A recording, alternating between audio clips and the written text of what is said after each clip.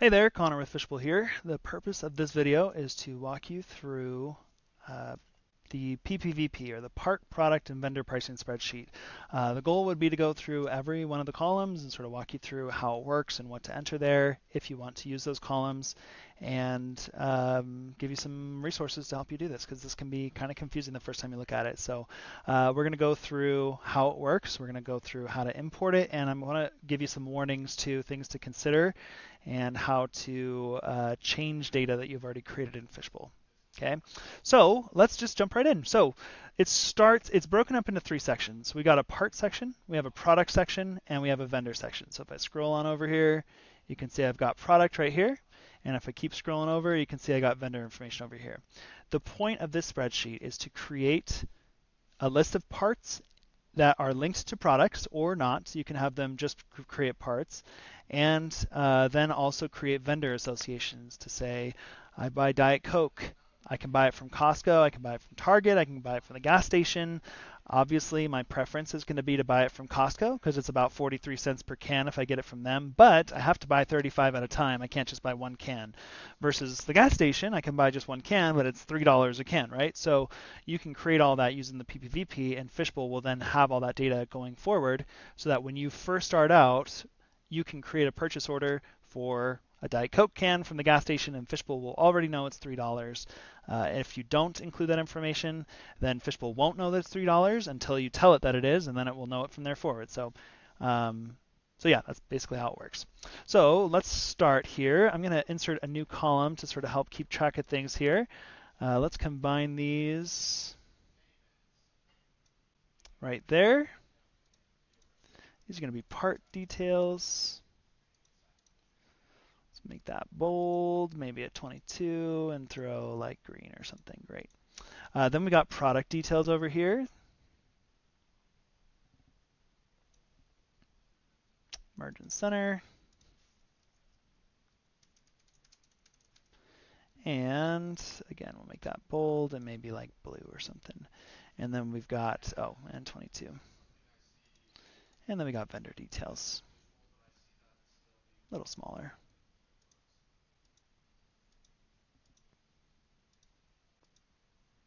And orange. Oops. All right. So let's zoom on over to our parts. So this is where we're telling Fishbowl what we purchase, what we store in our warehouse, what we spend money on, anything like that would be a part. So basically everything is a part. This can be non-inventory things, it could be service fees, it could be shipping fees, all those are parts in Fishbowl. Then products are linked to parts, and it's a way to say, okay, I need to sell this thing. This is how I sell it. So if it's a Diet Coke can as my part, I sell it as a 4-pack or a 12-pack or as an each or whatever it may be. So here I'm going to enter in my part number. Let's say Diet Coke. Whoops, let's turn that off. Diet Coke. And my description. Typically the way I see this run, the part number is like the most important field in Fishbowl for a part. And so I see a lot of times people use SKUs or like a barcode, like a UPC sometimes for the part number, or they just come up with their own part numbers, which is great. You can do anything you want. You can also just use the name of it if that makes it easy for you. Let's say that my part number is 12345 and my description is Diet Coke. Okay. This one has a, don't quote me on this, 70 character count, and the description has a 252 character count limit. The details field has a 2 billion character count, so I think you can copy and paste the King James Bible in here from cover to cover like 600 plus times and still have more space. So if you have a lot of information to include about a part, maybe like material data safety information or whatever, you can include that in the part details. Most of the time I see people leaving this blank. Next one is saying, how do I count this thing? So when I buy Diet Coke, do I count it by the fluid ounce? Like, do I want to go back to my warehouses and say, hey, John, how many fluid ounces of Diet Coke do we have? No, I don't want to know that. I want to know how many cans I have, right? Or if it's in my fridge or something, I want to know how many 12 packs or 35 packs I have if that's how I store it, right? The unit of measure is very important that you set this correctly on the part the first time. You don't want to have to come back to this and change it later. And so my recommendation is to set this as its lowest unit of measure that you would ever use it in. For example, eggs. Let's say we're a bakery and we're counting eggs. I don't want to set my default part unit of measure as a 12 pack, because then when I go to pick 2 eggs, it's going to have me pick whatever that is. I can do math in my head. No, I can't. 0.17 eggs.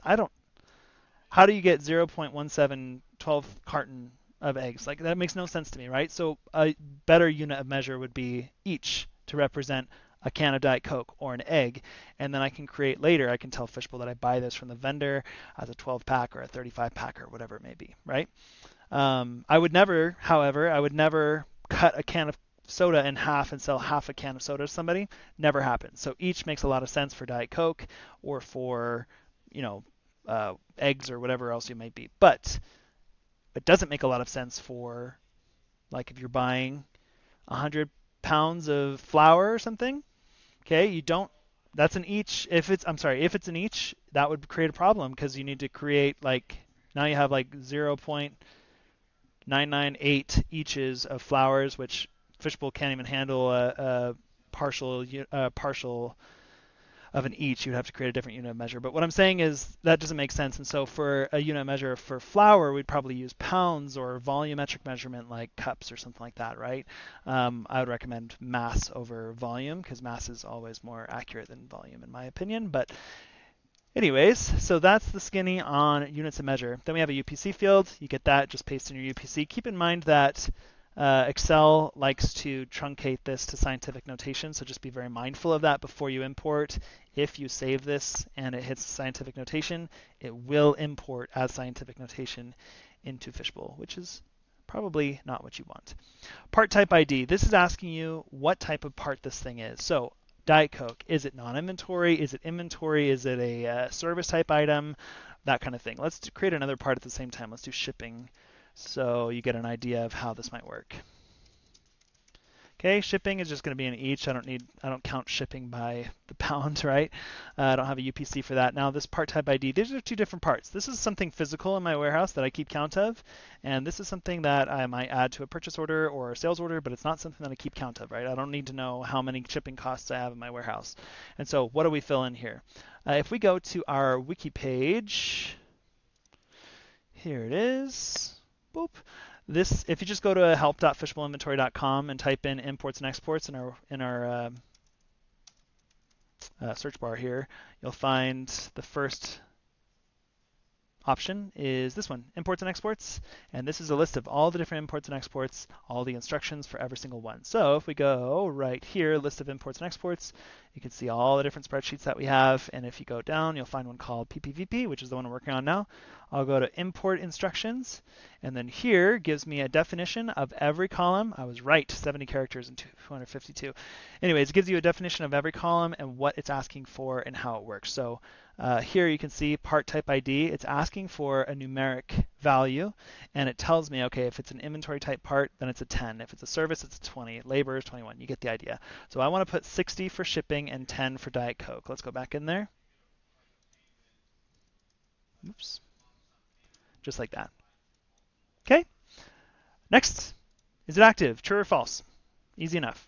Meaning, is it still an active part that you might still be buying or keeping inventory of in your system? If this is a brand new, fresh build of Fishbowl and you're not importing historical data, likely everything you give me will be true. I don't know why we would be creating inactive parts unless we're importing historical data, in which case we might need it. But that is that. Standard cost. When you create a Fishbowl database, you define a Fishbowl what your costing method is: FIFO, average, LIFO, or standard. People hear standard and they think, oh yeah, standard. Let's just go with standard. That sounds like default. False. Most people don't use standard. If you do use standard, my question is, how often do you reconcile your cost variance account? If you have no idea what I'm talking about, you don't use a standard costing method. Most likely use average. Average is like a rolling weighted average versus FIFO and LIFO pull the cost layers as depending on when you bought it and what's coming up next and that kind of thing, right? And so column H, if you are using, where'd it go? If you are using a standard costing method, then column H will be populated with what your standard cost is for Diet Coke, if you have one. So I'm not using standard costing method, so I'm going to leave it blank. Next, this is asking, here, let's freeze these columns. Okay, next is asking, do I track anything for this? So Diet Coke. I track expiration date on Diet Coke. I need to know when it expires. I don't care about lot number. I don't care about revision level. I don't care about serial number. Maybe you do on some whatever part it is. Maybe it's a digital pressure gauge or something that has a serial number and calibration records and stuff like that. You can create different tracking for those things if you need to. You can also create different fields for tracking. Some people want to track a batch number or a calibration date or manufacture date or whatever. You can create all sorts of different tracking fields if you need it. And so for this one, I'm going to put false for lot number, false for revision level, true for expiration date, and false for serial number. Next is asking, what's the next value? So in Fishbowl, you have the ability to create tracking numbers. So let's say we're manufacturing this thing, and I need to create a new lot number for the Diet Coke that I just manufactured. I can put in the next value and say the next lot number will be 2341-09, whatever, I don't know. And then there will be a little play button that you can use to automatically generate that expiration. I'm sorry, that was the wrong field. For expiration date, that's specifically how many days you want to be set for the expiration date value. But anyways, that's kind of how this works. Most people don't use this, but it can be really useful for some people and totally irrelevant for many others. So I'm going to leave that blank. Okay, next is talking about your default accounts that you use in QuickBooks. So when we do a connection from Fishbowl to QuickBooks, we're going to set up default account mapping. That's where we say our asset account, our cost variance account in column U, our scrap account, adjustment, whatever. Those all map to this account in QuickBooks or this account in QuickBooks, whatever, your default mapping. You also have the ability to override the default and say, okay, but for Diet Coke, this goes specifically to my produce account, I don't know, whatever, my processed foods account, asset account, if you want to.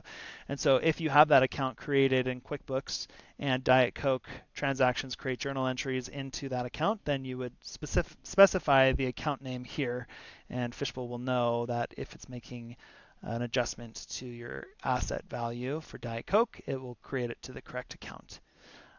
If it just goes to default, let's say you have one account for all inventory asset, then just leave it blank. Don't do anything in here if you don't need to. It does create more work later if you're making changes in your database, and so if you can, leave them blank. Set a default for everything, great. But if you're the type of company that has a lot of specific accounts, then you're going to want to set this very carefully so that everything hits the correct accounts when it creates journal entries. Okay, so that's that. ABC code, if you have it, great, feel free to use it. Honestly, I don't really have the deepest knowledge on what ABC codes are, but we can look at our handy dandy wiki page here. That is not a very helpful explanation, but I'm sure ChatGPT can give you a better description. Anyways, feel free to use the ABC code column if you want to use it. I believe it's a way to categorize for companies to say, hey, this is like a top level product, like something that we sell all the time, versus something that's like lower level, we don't sell it very often, that's a lower class product or something, I don't know. Then you got weight unit of measure. So this is to say, okay, a can of Diet Coke weighs, I don't even know, what is it, 8 fluid ounces, which would be slightly less than 8 ounces, but let's say 8 ounces, whatever. So 8 and then OZ. Okay, my weight or width, height, length, etc. You can enter in this data if you have it. Great. We'll say it's 1 by 3 by 1. And what is this? Inches, feet, centimeters, whatever you want. You say inches. Okay. Keep in mind, for weight units of measure, we have ounces and we have fluid ounces. Fluid ounces is a volumetric measurement. It is not a mass measurement. So make sure you're very careful if you're using ounces that you use the correct unit of measure. Fluid ounce is very different from an ounce. There you go. Fun fact, the same fluid ounce size of Diet Coke and regular Coke weigh a different amount because Diet Coke weighs less because it's fake sugar. It's not real sugar. Versus the real Coke has real sugar. Anyways, fun fact for the day. Okay, then we got consumption rate. Feel free to use that if you want to. Again, not super familiar with how people utilize that effectively, but it's just a numeric value for the consumption rate of the part. Part URL. If you have a URL that you want to link to that part, great, use it. And part revision. These three, actually almost everything from AE all the way through H, I rarely see people use. So just for context, if you're feeling like, what do I put here? Don't worry about it. Don't feel like you need to populate data just because I'm talking about it, okay? All right. Now we're moving on to products. Sorry, this is moving on here, this 15-minute video so far. So in our product section here, this is where we tell Fishbowl, do I sell this part or do I not? Let's go back real quick. I'm going to create a couple more parts. Let's say we're a bakery. So I'm going to create, let's say I bake cookies. Yeah, cookies. Cookie, chocolate chip cookie, whatever. And then we got flour and we got sugar and butter and salts, whatever, I don't know. Let's just copy all those, paste it in here, and this is going to be an each. I want to count how many cookies I have by the each. Flours by the pounds, sugars by the pounds, butters by the tablespoon. I don't know, whatever. I'm a big baker. Actually, I'm a big baker, but that's teaspoon. You get the idea. And salt is by the ounce, whatever.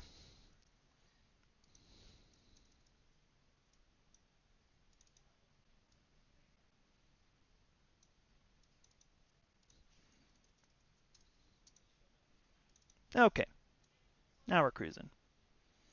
Okay, over here in our products, okay? I, as a bakery, do not sell flour. You cannot buy it from me, but you can buy a cookie if you want to. So on these columns, this is where you tell Fishbowl, is it something that you sell or is it not? So Diet Coke, yes, I do sell Diet Coke. And the product number, maybe it's the exact same thing as the part number. I'm going to just say equals A3. And the product description, same thing, equals B3. And the product details, great, fill it in. It's the exact same. I think it's 70 characters, 252, and 2 billion. So lots of room. Shipping costs. That is something that I will sell or to my customer. I'll charge them for shipping costs. So I'm going to say A4, whoops, equals B4, and that's it. Cookie. That is also something that I sell to my customer. So equals A5, equals whatever it is, B5. There we go. Okay, flour, sugar, butter, salt. I don't sell that, so I'm going to leave these rows blank. Not going to even worry about them. Just leave them completely blank. I'm just going to worry about the ones that I sell. And then the next one, if I sell like a cake or something, oh gosh, I can spell. Under the product section here, I'm going to, I do sell cake, so I'm going to list cake here. Okay, but we'll just leave these blank. Does that make sense? As if you can answer, hopefully that makes sense. Then we got a price field. If you have a standard price for this, great, fill it in. Maybe I charged $1.25. And shipping doesn't have a standard price because it changes every time, right? But cookies, maybe they're $2 a piece with inflation, and a cake, I don't know, last time I bought a cake was so long ago. Let's say $30. I don't know how much a cake costs. Then we got product SKU, optional field. Use it if you want, don't if you don't, that's fine. If you're using integration to a website like Salesforce, Shopify, Amazon, whatever, eBay, I recommend using product SKUs. Super helpful. If you can, get them to match perfectly with whatever your SKU is on your website. If you don't have that, just ignore it. Or use it if you want to. Again, UPC, if you have a barcode for your products or parts, include it. Include it in Fishbowl. It'll help with scanning. It'll help with adding in listing or line items on sales orders or inventory adjustments, whatever. If you have it, include it on both the part and the product. Okay. Again, product active, that's just true or false, just like it was for the part. Product taxable, true or false. Again, is this a taxable product? Yes or no. Product SO item type. We're going to refer back to the handy dandy wiki page here. And if we go down to item type, this is defining when you add this to a sales order, is it by default a sale type item or something else, right? So you can list that if you need to. So I'll put 10 here to say, yes, this is by default something that I sell. 9 times out of 10, everything you're going to put here is going to be a 10. Your income account, so just like the asset accounts that we talked about over on the other side, the income account is where we can tell Fishbowl, okay, this specifically needs to go to my fill in the blank account if it doesn't just go to a standard income account. You can list those too. Same rules apply though. If you can leave it blank, do. It's going to help you in the long run. Okay, we got product weight, dimensions, etc. It's all the same stuff, so you get the idea there. Last is vendor details. So this is where I tell Fishbowl specifically, this is who I buy it from, and this is how I buy it from them. So Diet Coke, let's say I buy this by default from Costco. Costco is my default vendor. True, they're my defaults. And their part number, maybe they have some other crazy part number. I don't know. The cost is, I think it's like $17.91 right now, and the vendor unit measure is 35 pack. Okay, so this is defining who do I buy this from. True or false, it is or is not the default vendor. Do they have a different part number than you? If not, you can just use the same part number as yours. The cost column, how much when you buy it from them, how much does it cost for you to buy it from them? And when you buy it from them, how do you buy it? how do you buy it? So is it a 35 pack? Is it an each? Whatever it may be. I gave an example. I buy it from the gas station. So let me copy this and I will insert it. I'm going to create a whole new row, the exact same. Everything is exactly the same. Just over here, I'm going to change this. I'm going to say this is the gas station. False, it's not my default vendor. Their part number is just the same as mine. I don't know, whatever. And my cost is going to be $3 for an each, right? So that's kind of how that works. Fill it in if you want to. Don't if you don't. It's totally fine. Just know you cannot partially fill this in. I can't say Costco is my default vendor and then just not have anything else here. Fishbowl will not like that when you try to import it. So just keep that in mind. If you fill in one of these columns, you need to fill them all in. Otherwise, leave the whole row blank. Okay, that's it. That's how the spreadsheet works. Of course, this needs to be a CSV, so all this formatting that I did with the colors and stuff will go away, and also we can't have that in the header, but save it as a CSV, import it in a Fishbowl. Make sure you run a backup before you import this. This is going to make massive changes to your database, and you do not want to make a mess of it if you accidentally import scientific notation or something and blow up your database. It's going to be a rough day, so don't do that. The other thing is, you can use this spreadsheet to update data, but there's some fields that you cannot update. For example, column A, part number, and column AF, product number, is specific. I'm sorry, Fishbowl looks at that to say, is this a new part, is it a new product, or is it an existing one? If it already exists and Fishbowl sees, oh yeah, I already know this part number, but you change the description to be like Diet Coke Yum, then Fishbowl will update the description to Diet Coke Yum. But if you change the part number, Fishbowl will see that and think, oh, this is a new part, and it'll just create a new part rather than editing the original one, okay? Just keep that in mind. You can't make changes to part numbers or product numbers, but pretty much everything else you can. The exceptions to that might be units of measure. You can't change that one. Can't change part type ID. If you've already created this part, you won't be able to change these easily in the spreadsheet. I'd be surprised if you could. Can't change product SO type. That's about it. So hopefully that helps, makes sense. I know that was a lot of information. Please let me know, or whoever your implementation specialist is, please let them know if you have any questions. All right, hope you have a great rest of your day. Bye.